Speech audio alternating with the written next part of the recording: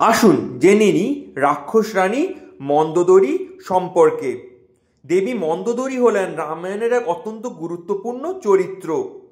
তিনি হলেন রাক্ষসরাজ রাবণের পত্নী, কিন্তু বাস্তবে তিনি হলেন স্বর্গের এক অভিশপ্ত অপ্সরা।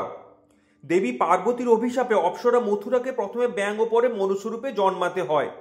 পৃথিবীতে উনার পিতার নাম হলো রাক্ষসরাজ মায়াসুর ও উনার মাতার নাম হলো অপ্সরা হেমা।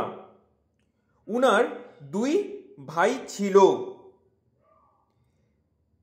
এক ভাইয়ের নাম হলো মায়াবী, আরেক ভাইয়ের নাম হলো দুন্দুভি।